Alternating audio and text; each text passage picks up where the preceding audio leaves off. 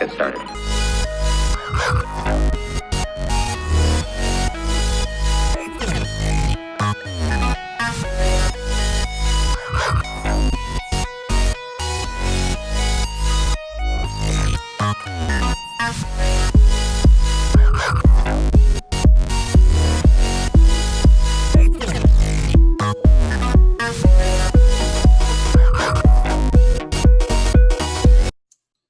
What's up, guys? It's Jerel with Fantasy Football Dynasty, here with our favorite waiver wire targets heading into Week 8.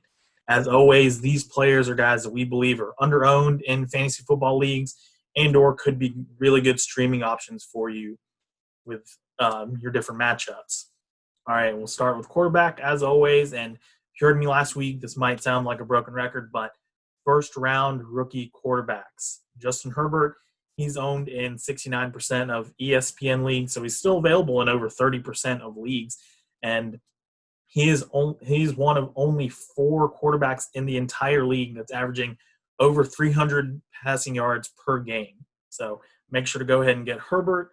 Then Joe Burrow is still potentially available in your leagues. He's available in over half of ESPN leagues. He just threw for career-high 400 passing yards versus Cleveland. And he gets a decent matchup this week against Tennessee.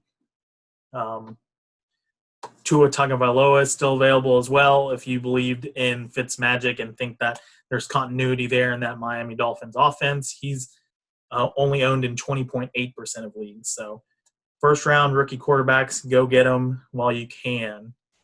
All right, some of the other guys I have listed here, Carson Wentz. He's available in almost a third of ESPN leagues. Love his schedule coming up. He gets the Dallas Cowboys. I said it, no D, Dallas Cowboys, and then they get a bye. And then they're at the New York Giants, at the Cleveland Browns, and at home against Seattle. So favorable matchups there. And along the way, his receiving core and even his tight end his receiving core as a whole should get healthier. So I like Carson Wentz there. If you're looking for some streaming options, I got 2 for you this week. First one, you know it's coming. Check the schedule. See who's playing Atlanta. It's Teddy Bridgewater this week. He's only owned in 30.6% of leagues. Quarterback for the Carolina Panthers. He's had at least 254 passing yards and 2 touchdowns in 3 of his last 4 games, which includes Week 5 against my Atlanta Falcons defense, where he completed 75% of his passes for 313 yards and 2 touchdowns. He gets them again. He gets that Falcons defense on a short week. Love Teddy Bridgewater this week, and you should as well. Go ahead and get your bids on for him. If you miss out on all these guys I've listed, I think Derek Carr is a good streaming option as well this week. 34.8% owned in ESPN leagues. They're at Cleveland, who, like I said, just gave up 400 yards passing to rookie Joe Burrow. And the Cleveland defense is actually 25th in the league against QBs in fantasy this year. Derek Carr has been killing it in his own right. Multiple TDs in 5 straight games for Derek Carr. So Derek Carr is a nice option there. All right, moving on to running back. I'll start with Chase Edmonds. He's owned in 55.3% of leagues. The Cardinals have a bye this week, but Kenyon Drake, the starting running back, is going to miss a few weeks with a high ankle sprain that he suffered that Sunday night game against Seattle. So even with Drake there for the majority of the game, Chase Edmonds was able to put up over 140 all-purpose yards. So imagine what he's going to do with a workhorse role until Drake gets back. And then speaking of some stepping in for an injured starter, Giovanni Bernard. He's available in almost half of ESPN leagues. Joe Mixon, according to head coach Zach Taylor, is still day-to-day with his foot injury. So if he's going to miss again, Giovanni Bernard is in line for another big workload. Again, he wasn't very efficient rushing the ball this past week against Cleveland, but he had almost 100 all-purpose yards, and he salvaged his fantasy day with a late fourth-quarter touchdown. So he's still valuable if he gets that workhorse role against Tennessee this week. Look for him on your waiver wires. Going really deep for with this next one, JaMychal Hasty. He's owned in 3.5% of leagues. They're at Seattle this week. That San Francisco 49er running back core, man, just decimated by injuries. Jeff Wilson was killing the New England Patriots before he injured his ankle, and he's expected to land on the IR. They actually seem to have more running backs on the IR than they do healthy. They got Mostert, Tevin Coleman, and now Jeff Wilson. So leave JaMychal Hasty and Jerick McKinnon split the time in that backfield. McKinnon's probably owned in your leagues. He's owned in over 80% of ESPN leagues. So if you need somebody who should get some uptick in touches due to injury, JaMychal Hasty is a nice deep add. Then on the other side of the ball in that matchup, the Seattle running back core, again, a lot of injuries there. Chris Carson is expected to miss some time. Ian Rappaport's reporting that he is week to week. So if he misses time, Carlos Hyde is going to be the main add there. He's only owned in 5% of leagues. And when Chris Carson went down, Carlos Hyde stepped in nicely, 15 carries, 68 yards, which included a nice 24-yard touchdown run. But this whole situation is something to monitor because apparently Carlos Hyde suffered a hamstring injury in that game as well. So you could also look at Travis Homer, who's available in 0.5%, or he's only owned in 0.5% of ESPN leagues, and DJ Dallas, who's owned in 0.3%. And even Travis Homer is suffering from a knee contusion from that same game. So who knows? It might be rookie DJ Dallas who gets a workhorse role this week against the 49ers. Tough matchup, but anybody who gets a workhorse role in an explosive offense is definitely somebody worth rostering. Again, monitor the situation, make the best decision for your fantasy team. All right, moving on to wide receivers.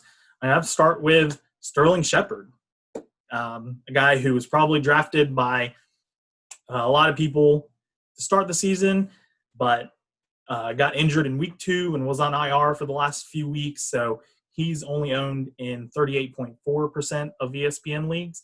But he came back strong this past week against the Philadelphia Eagles. He actually tied for the team lead in receptions with 6 and led the team in receiving yards. So he's arguably Daniel Jones' favorite pass catcher. So with him in the mix, yes, he's still going to compete with Evan Ingram, Golden Tate, and Darius Slayton, but he could still be available in your leagues and could actually lead that Giants receiving core in fantasy points this season, or at least the rest of the season. All right, and then moving on, got a sad injury to report. OBJ will miss the rest of the season and the majority of next season after tearing his ACL. So in his place, you might look at Rashard Higgins if you're looking really deep, 0.2% owned in ESPN leagues. I definitely take Rashard Higgins over Donovan Peoples-Jones, who some people might talk about, who's owned in 0.1% of ESPN leagues. Rashard Higgins, after OBJ went out, finished with 6 receptions for 110 receiving yards. Higgins was actually on the field for 85% of snaps, which was more than Jarvis Landry at 77% and all other pass catchers. So I like Higgins to step up in that role. He actually ran 27 routes on 28 of Baker Mayfield's dropbacks. So, again, I don't know if I love Rashard Higgins that much because this offense is still very run-heavy.